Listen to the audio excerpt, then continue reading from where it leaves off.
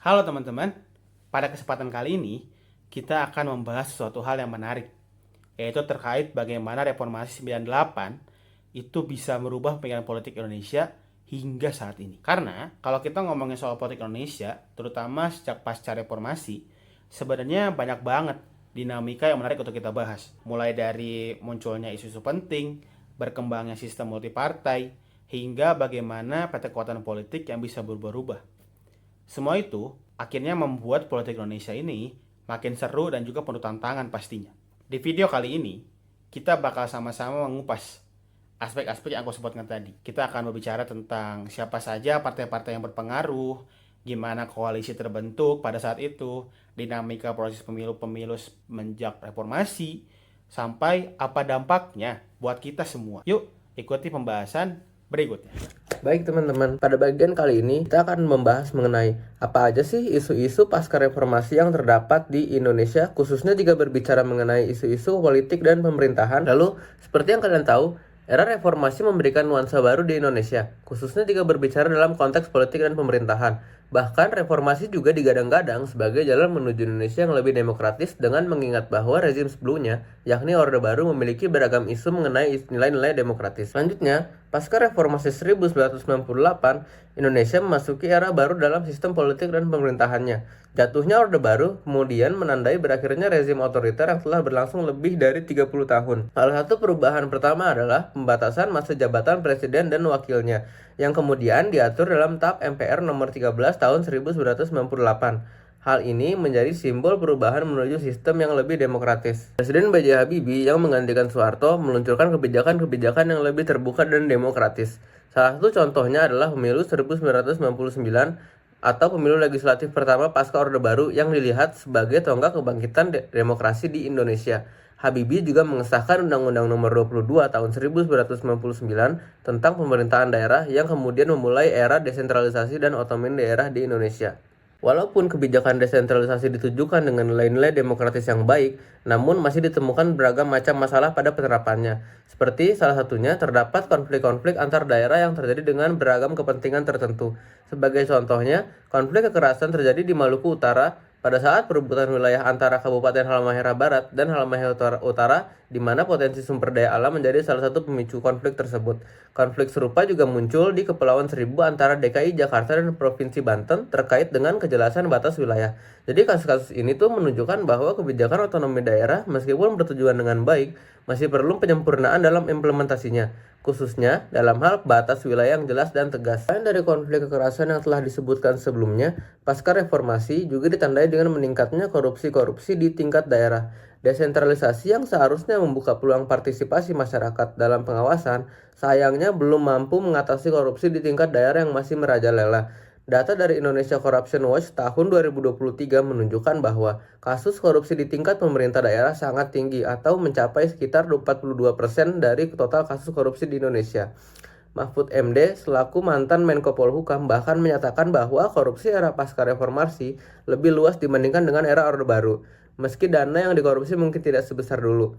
Hal ini mengindikasikan bahwa masih ada celah dalam implementasi otonomi daerah yang dimanfaatkan untuk kepentingan-kepentingan pribadi. Lalu perubahan besar lainnya adalah dinamika hubungan antara legislatif dan eksekutif. Jadi amandemen Undang-Undang Dasar 1945 yang berlangsung dari tahun 1999 hingga 2002 menghasilkan sistem pemilihan presiden secara langsung, pembatasan masa jabatan, dan penguatan peran legislatif. Amandemen ini juga mengakibatkan perlunya presiden menjalin koalisi dengan partai-partai dalam sistem multipartai yang plural di Indonesia. Hal ini seringkali memicu ketidakstabilan politik, terutama karena perbedaan ideologi dan kepentingan di antara partai-partai yang membentuk koalisi. Menurut penelitian, kombinasi sistem presidensial dengan multipartai ini dinilai kurang efektif karena mempersulit tercapainya stabilitas politik yang diperlukan untuk membuat kebijakan yang konsisten. Jadi, secara keseluruhannya, pasca reformasi membawa perubahan besar bagi sistem politik Indonesia, termasuk demokratisasi, otonomi daerah, dan dinamika hubungan antara legislatif dan eksekutif. Namun, masih banyak tantangan yang dihadapi seperti konflik wilayah, korupsi di tingkat daerah, dan ketidakstabilan koalisi politik. Hal ini menunjukkan bahwa meskipun Indonesia telah meninggalkan rezim otoriter atau rezim Orde Baru sebelumnya, optimalisasi dalam penerapan kebijakan-kebijakan baru ini masih sangat diperlukan. Selanjutnya, kita akan membahas tentang sistem multipartai dan dominasi partai politik di Indonesia. Sistem ini menjadi pilar utama dalam politik Indonesia sejak era reformasi 1998. Sistem multipartai memungkinkan berbagai partai dengan berbagai ideologi dan kepentingan untuk bersaing secara demokratis melalui pemilu setiap 5 tahun. Ini memperluas pilihan dan representasi politik bagi masyarakat. Namun, di balik keragaman ini, beberapa partai besar seperti PDIP, Golkar, dan Gerindra tetap mendominasi panggung politik. Meskipun banyak partai yang terdaftar, hanya segelintir partai besar yang menguasai kursi legislatif dan arah kebijakan pemerintah. Akibatnya, dominasi mereka menciptakan pola oligarki, di mana pengambilan keputusan cenderung terpusat pada partai-partai besar. Dalam sistem multipartai, pembentukan koalisi menjadi penting karena tidak ada partai yang mampu meraih mayoritas mutlak. Sayangnya, koalisi sering menghadapi tantangan seperti perbedaan ideologi dan ketidakstabilan. Persaingan internal, isu agama, dan identitas pun dimanfaatkan oleh partai-partai tertentu yang berpotensi menimbulkan polarisasi dan ketegangan di masyarakat. Tantangan lainnya adalah pengaruh uang dalam politik. Kampanye yang mahal memberi keunggulan bagi partai besar yang memiliki sumber daya, menciptakan ketidakadilan bagi partai kecil. Hal ini membuka peluang terjadinya korupsi, serta menghambat persaingan sehat yang menjadi tujuan sistem multipartai. Secara keseluruhan, meski sistem multipartai menawarkan keragaman dan representasi, dominasi partai besar dan tantangan koalisi membuat Indonesia menghadapi dinamika yang kompleks. Dengan memahami ini, kita bisa mengevaluasi perkembangan politik Indonesia ke depannya. Nah, setelah tadi kita puas membahas tentang sistem multipartai dan partai politik yang pernah berjalan di Indonesia, saat ini kita akan memasuki babak baru dalam video kali ini, yaitu kita akan membahas tentang bagaimana para partai politik tersebut meraih kekuasaannya melalui pemilu. Sesuai dengan pasal 22E pada Undang-Undang Dasar 1945, pemilu merupakan pesta kedaulatan rakyat yang diperuntukkan untuk memilih presiden dan wakilnya, anggota DPR, anggota DPD, dan anggota DPRD. Pasca reformasi, Indonesia ini tercatat pernah melaksanakan pemilu sebanyak 4 kali, yaitu pada tahun 2019, 2014, 2019, dan 2024. Nah, masing-masing tahunnya mampu memberikan warna dan dinamika tersendiri terhadap panggung politik Indonesia.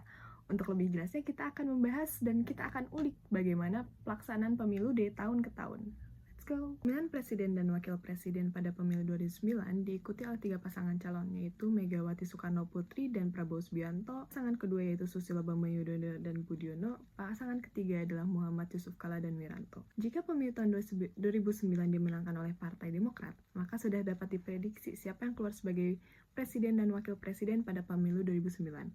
Yaitu Susilo Bambang Yudhoyono dan Budiono yang kembali memenangkan pemilu pada tahun 2009. Pemilu 2009 merupakan pemilihan umum yang menjadi puncak bagi Partai Demokrat karena ia mampu keluar sebagai pemenang pemilu, mengalahkan dan menggeser kekuatan politik yang sebelumnya berkuasa di DPR, yaitu Partai Golkar dan Partai PDIP. Pada pemilu tahun 2014, PDI Perjuangan berhasil merebut kembali dominasi politiknya setelah 2 kali pemilu sebelumnya menelan kekalahan oleh partai baru, yaitu Partai Demokrat.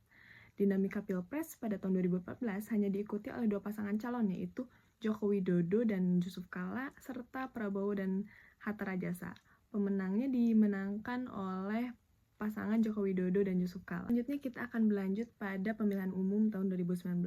Pada pemilu tahun 2019, PDI Perjuangan berhasil mempertahankan kekuatan politiknya karena menjadi pemenang dengan perolehan suara sebanyak 19,33%. Pemilihan presiden dan wakil presiden diikuti oleh 2 pasangan calon, yaitu Joko Widodo dengan pasangannya yaitu Ma'ruf Amin dan Prabowo Subianto yang berpasangan dengan Sandiaga Uno. Hasil akhir menunjukkan bahwa pasangan Joko Widodo dan Ma'ruf Amin keluar sebagai pemenang karena memperoleh suara lebih dari 50%, yaitu 55,50%. Pemilu tahun 2019 merupakan pemilu serentak pertama yang diadakan di Indonesia. Pemilu serentak 2019 yang mencakup 5 jenis pemilihan sekaligus menyebabkan banyaknya beban kerja bagi para petugas KPPS. Akibatnya dilaporkan lebih dari 500 petugas KPPS meninggal dunia, sementara ribuan lainnya jatuh sakit. Kematian ini disebabkan oleh kelelahan ekstrim yang dialami oleh para KPPS karena harus bekerja berjam-jam tanpa istirahat yang cukup untuk menyelesaikan perhitungan suara. Pada pemilu tahun 2024, muncul 3 pasangan presiden dan wakil presiden, yaitu Prabowo Subianto dengan pasangannya Gibran Rakabuming Raka, Anies Baswedan dan Muhammad Iskandar, dan yang terakhir adalah Ganjar Pranowo dan Mahfud MD.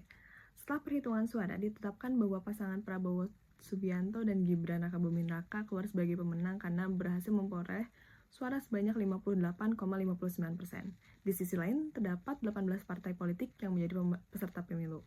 Setelah pemilihan, PDI Perjuangan menjadi pemenang karena berhasil mendapatkan suara terbanyak. Pemilihan umum tahun 2024 membuat panggung politik di Indonesia semakin memanas karena dinilai banyak terjadi pelanggaran dan penghinaan terhadap konstitusi. Pemilu tahun 2024 juga dinilai lebih banyak mementingkan kepentingan individu, kelompok, dan keluarga dibandingkan kepentingan rakyat.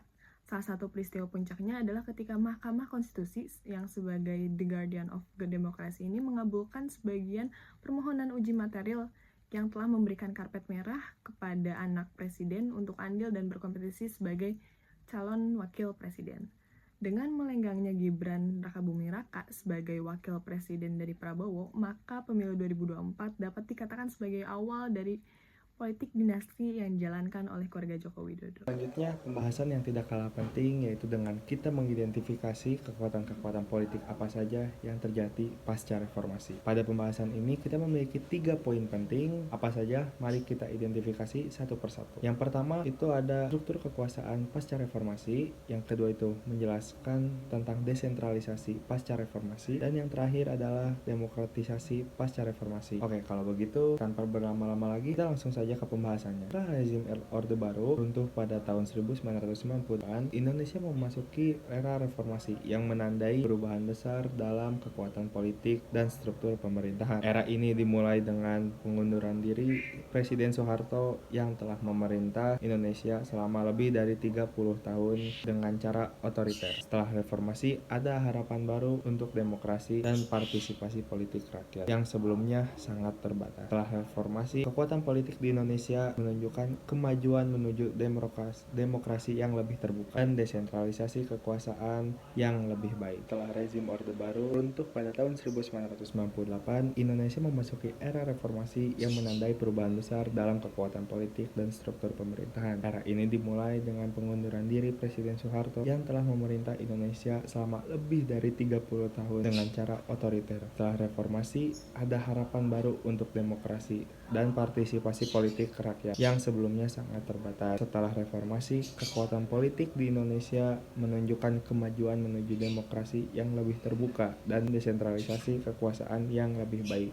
Kita masuk ke pembahasan yang pertama, yaitu struktur kekuasaan pasca reformasi. Amandemen UUD 1945 membatasi masa jabatan presiden menjadi 2 periode, yang merupakan salah satu perubahan yang paling sebelum ini Soeharto dapat terpilih secara bebas. Presiden tidak lagi memiliki otoritas yang ketat selama era reformasi. Presiden Republik Indonesia memegang kekuasaan pemerintahan sesuai dengan pasal 4 ayat 1 UUD NRI tahun 1945. Presiden tidak hanya bertindak sebagai kepala pemerintahan atau chief executive, tapi juga sebagai kepala negara atau head of state. Dengan banyak kekuasaan dalam sistem presidensial, sekarang presiden hanya dapat mengajukan rancangan UUD kepada DPR, bukan sebagai satu-satunya pihak yang membuat undang-undang. Selain itu, lembaga baru didirikan seperti Mahkamah Konstitusi dan Komisi Pemberantasan Korupsi untuk meningkatkan sistem check and balances. Peran presiden dalam struktur kekuasaan pasca reformasi Indonesia menunjukkan keseimbangan antara otoritas eksekutif dan legislatif. Meskipun presiden tetap memegang peran penting dalam pemerintahan, transisi menuju sistem pemerintahan yang lebih demokratis ditunjukkan oleh pembahasan kekuasaan melalui sistem kontrol dan keseimbangan serta peningkatan peran. Selanjutnya pembahasan yang kedua yaitu desentralisasi kekuasaan pasca reformasi. Setelah rezim Orde Baru runtuh pada tahun 1998, proses desentralisasi kekuasaan dan otonomi daerah di Indonesia pasca reformasi dimulai dan merupakan proses yang kompleks dan dinamis. Sejak desentralisasi diresmikan pada 1 Januari tahun 2001, Undang-Undang Otonomi Daerah Indonesia telah beberapa kali diubah. Setelah UU nomor 22 tahun 1999, beberapa undang-undang penting muncul seperti UU nomor 32 tahun 2004 yang memperkuat otonomi daerah dengan mengubah proses pemilihan kepala daerah dan Dewan Perwakilan Rakyat menjadi pemilihan langsung oleh rakyat. UU nomor 23 tahun 2014 yang meskipun bertujuan untuk meningkatkan otonomi daerah juga mencoba menarik kembali beberapa kewenangan ke pemerintah pusat dengan mengubah istilah kewenangan menjadi urusan pemerintahan. Kebijakan desentralisasi masih dianggap sebagai reformasi yang belum selesai di Indonesia. Banyak orang berpendapat bahwa meskipun ada kemajuan, pelaksanaan masih jauh dari harapan dan belum optimal. Akibatnya, pemerintah harus berusaha secara konsisten untuk memperkuat sistem desentralisasi dan memastikan memastikan bahwa otonomi daerah dapat bekerja dengan baik untuk kepentingan masyarakat. Kita masuk ke pembahasan yang terakhir, yaitu demokratisasi pasca reformasi. Sistem politik Indonesia telah mengalami pergeseran lebih besar dari otoritarianisme ke demokrasi yang lebih liberal dan terbuka sejak rezim Orde Baru runtuh pada tahun 1998. Proses ini disebut sebagai era reformasi dan ditandai dengan kebebasan politik yang lebih besar dan partisipasi masyarakat dalam pengambilan keputusan politik. Kekuasaan presiden dikurangi melalui amandemen ini yang menciptakan sistem pemerintahan yang lebih adil dengan meningkatkan peran legislatif dan yudikatif. Salah satu langkah penting dalam meningkatkan demokrasi adalah pemilihan umum atau pemilu dalam pemilihan kepala daerah atau pilkada. Demokrasi Indonesia mengalami kemajuan tetapi masih menghadapi banyak tantangan. Kondisi demokrasi Indonesia masih rentan menurut laporan. Meskipun telah berumur lebih dari 20 tahun, negara ini menerima skor yang tidak memuaskan untuk demokrasi cacat. Menurut Indeks Demokrasi Indonesia, proses demokratisasi di Indonesia setelah reformasi adalah proses yang kompleks dan berlangsung lama. Meskipun banyak hal yang baik telah terjadi dalam hal kebebasan politik dan keterlibatan perilaku politik dan masalah struktural yang diwariskan dari era sebelumnya masih menjadi tantangan. Baiklah kawan-kawan, itulah pembahasan mengenai identifikasi kekuatan-kekuatan politik pasca reformasi. Masuk ke pembahasan yang berikutnya. Pembahasan selanjutnya kita akan menganalisis bagaimana kepemimpinan Republik Indonesia pasca reformasi, di mana sikap pemimpin Indonesia akan mengaruhi dari sisi sosialnya, politiknya, infrastrukturnya, ekonomi, budaya, hukum, dan lain sebagainya. Presiden ketiga kita, B.J. Habibie, yang berpendidikan di luar negeri dan turut melopori pesawat N250 memimpin dalam periode transisi dari Orde Baru ke reformasi. Meskipun masa jabatannya singkat, ia meninggalkan sejumlah prestasi penting. Habibie mengusung kebijakan otonomi daerah yang tertuang dalam Undang-Undang Nomor 22 Tahun 1999 yang memberikan kewenangan pada daerah otonom untuk mengatur wilayahnya guna pemerataan ekonomi.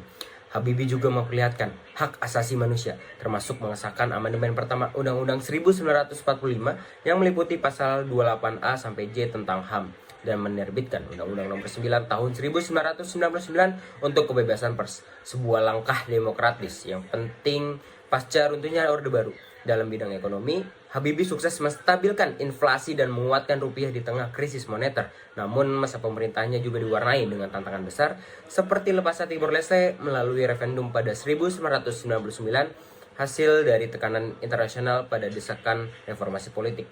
Kesepakatan 5 Mei 1999 yang difasilitasi oleh PBB memberi rakyat Timor Leste pilihan menentukan nasibnya sendiri yang akhirnya menghasilkan 78,5% suara untuk kemerdekaan. Meski ada pro dan kontra, masa kepemimpinan Habibie mencatat kemajuan dalam restrukturisasi ekonomi dan politik yang cukup progresif. Presiden Megawati Soekarno Putri, putri proklamator Soekarno, menamai kabinetnya sebagai kabinet gotong royong dan menetapkan 5 agenda utama, yaitu pemberantasan KKN, penyelamatan rakyat dari krisis, penguatan kedaulatan rakyat, dan pembentukan situasi sosial kultural yang kondusif, serta perlindungan keamanan dan hak asasi manusia. Pada masa kepemimpinannya, Megawati mendukung amandemen Undang-Undang 1945 yang mengatur pembebasan masa jabatan presiden dan pemilihan langsung presiden dan wakil presiden. Amandemen ini juga mengurangi kekuasaan MPR, menyertakan kedudukan presiden dan DPR, serta mengatur proses pengesahan APBN. Kebijakan lainnya termasuk meningkatkan pendapatan per kapita, privatisasi BUMN, dan pengelolaan utang yang diwarisi pemerintah sebelumnya. Namun masa pemerintahannya menghadapi tantangan. Salah satunya adalah sengketa Pulau Sipadan dan Ligitan dengan Malaysia, di mana Mahkamah Internasional menemukan kedua pulau tersebut menjadi milik Malaysia. Pemerintah Megawati juga menghadapi ancaman terorisme, terutama pada bom Bali pada tahun 2002, yang menimbulkan dampak besar bagi keamanan nasional. Masa jabatan Megawati berakhir dengan Pemilu 2004, di mana ia kembali mencalonkan diri sebagai presiden tetapi dikalahkan oleh Susilo Bambang Yudhoyono. Oke, kita masuk di masa Susilo Bambang Yudhoyono atau kita kenal dengan SBY, menjabat sebagai presiden Indonesia dari 20 Oktober 2004 hingga 20 Oktober 2014. Ia menjadi presiden pertama yang terpilih melalui pemilihan rakyat dan Didampingi oleh wakil presidennya yaitu Yusuf Kala. Pada tahun 2004, SBY berhasil melanjutkan periode kedua pada tahun 2009 bersama Budiono. Kabinetnya dinamai dengan Kabinet Indonesia Bersatu dan Kabinet Indonesia Bersatu II, dengan beberapa kali perombakan kabinet untuk meningkatkan kinerja para menteri. Selama masa kepemimpinannya SBY, ekonomi Indonesia tumbuh stabil. Keberhasilan ini ditunjang oleh prioritasnya terhadap stabilitas politik dan penegakan hukum yang kuat dan yang membantu mencegah gejolak sosial. Ekonomi Indonesia juga dibantu oleh naiknya harga komoditas utama seperti batu bara dan kelapa sawit. Dalam penegakan hukum, dukungan SBY terhadap KPK sangat tinggi, sehingga KPK berhasil mengungkap berbagai kasus korupsi, namun pemerintahannya menghadapi kritik di beberapa bidang, terutama dalam penuntasan pelanggaran hak asasi manusia, kebijakan subsidi BBM, dan diplomasi luar negeri yang dianggap stagnan. Harapan publik agar pemerintahan SBY lebih optimal dalam menyelesaikan kasus-kasus hak asasi manusia tidak sepenuhnya terpenuhi. Meski demikian, dekade kepemimpinan SBY diakui sebagai periode stabilitas ekonomi dan hukum yang signifikan di Indonesia. Presiden Abdurrahman Wahid, atau yang kita kenal bisa disebut dengan Gus Dur, memimpin Indonesia dengan kabinet yang disebut dengan Kabinet Persatuan Nasional selama periode 1999 hingga 2001.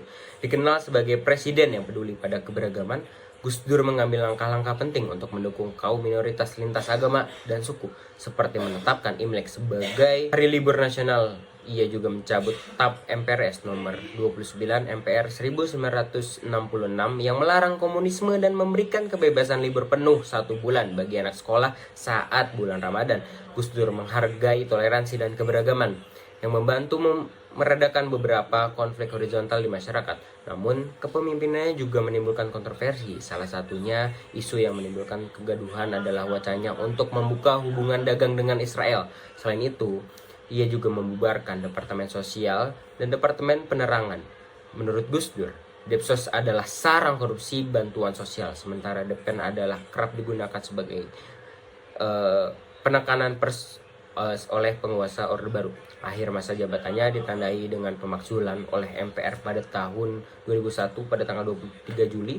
Pemakzulan ini dipicu oleh kebijakan-kebijakan kontroversial yang dianggap memicu ketidakstabilan politik serta kebiasaannya mereshuffle kabinet yang dianggap memperlambat kinerja pemerintah. Serta pemakzulannya Megawati Soekarnoputri ditunjuk sebagai presiden yang akan menggantikan Gus Dur. Oke, kita masuk ke dalam sesi terakhir, yaitu sesi Joko Widodo, di mana Presiden Indonesia sejak 2014 yang membawa visi harapan baru bagi rakyat melalui program Nawacitanya dan 2 kabinetnya, itu Kabinet Kerja dan Kabinet Indonesia Maju. Dalam Nawacitanya, Jokowi fokus pada kehadiran negara dalam melindungi rakyat, pembangunan dari daerah pinggiran, penegakan hukum, peningkatan kualitas hidup, kemandirian ekonomi, dan penguatan nilai-nilai kebinekaan. Pada periode pertamanya, ia memprioritaskan pembangunan infrastruktur, subsidi yang lebih tepat sasaran, dan pemerataan pembangunan di luar Jawa.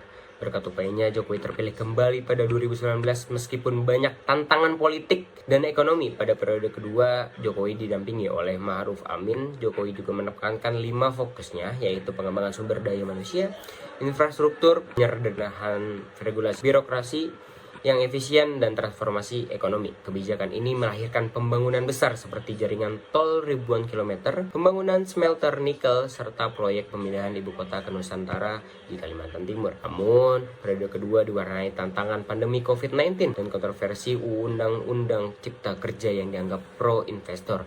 Di penghujung masa jabatan, Jokowi menghadapi kritik terkait pengaruh oligarki dan tuduhan ingin melegalkan kekuasaan, terutama terkait Gibran Rakabuming, putranya yang mencalonkan diri di Pilpres 2024. Meski demikian, Jokowi diakui berhasil mengejut pembangunan dan menjaga stabilitas ekonomi di masa pasca reformasi. Kepemimpinan Republik Indonesia menghadapi berbagai tantangan zaman modern seperti globalisasi dan kapitalisme, gaya baru atau neoliberalisme, jatuhnya Soeharto yang diawali krisis moneter yang melanda dunia, belum stabilnya sistem perpolitikan Indonesia, serta perang dagang antara Cina dan Amerika banyak merupakan tantangan yang dihadapi di Indonesia di masa modern ini.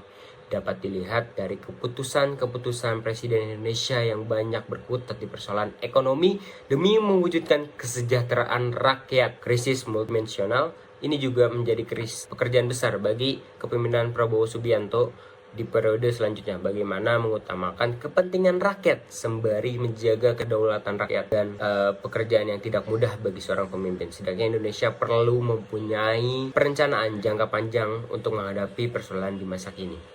Jadi, itulah gambaran tentang dinamika politik dan pemerintahan Indonesia pasca reformasi. Tadi udah sama-sama melihat bagaimana akhirnya sistem multipartai membawa banyak warna dan juga dampak bagi politik Indonesia. Mulai dari partai-partai yang berkoalisi, bersaing, dan juga saling memperkuatkan atau bahkan meruntuhkan kekuatan politik. Proses ini tentunya tidak mudah dan juga menghadirkan tantangan baik bagi pemerintah maupun masyarakat. Namun, hal menariknya adalah bagaimana setiap perubahan ini membentuk arah baru bagi kebijakan negara. Kita bisa merasakan dampaknya juga dalam berbagai aspek-aspek kehidupan sehari-hari. Mulai dari aspek ekonomi, kebijakan sosial, pendidikan, hingga layanan publik. Dinamika politik yang terus bergulir ini memperlihatkan bahwa akhirnya demokrasi Indonesia ini merupakan proses yang hidup dan juga terus berkembang. Sebagai warga negara, kita juga memiliki peran dan juga tugas penting dalam perjalanan politik ini. Menjadi pemilih yang cerdas dan memahami isu-isu yang ada akan membantu kita dalam memilih pemimpin dan kebijakan yang tepat untuk masa depan bangsa Indonesia. Tantangan politik yang dihadapi negara ini mungkin berat, tetapi dengan partisipasi kita semua, kita bisa ikut membentuk Indonesia menjadi negara yang lebih baik. Terima kasih untuk teman-teman semua yang sudah menonton dan juga menyimak pembahasan kita kali ini. Semoga teman-teman semakin paham dan terinspirasi untuk terus mengikuti perkembangan politik di negeri ini. Sampai jumpa di video selanjutnya dan tetap semangat untuk menjadi bagian dari perubahan positif untuk Indonesia.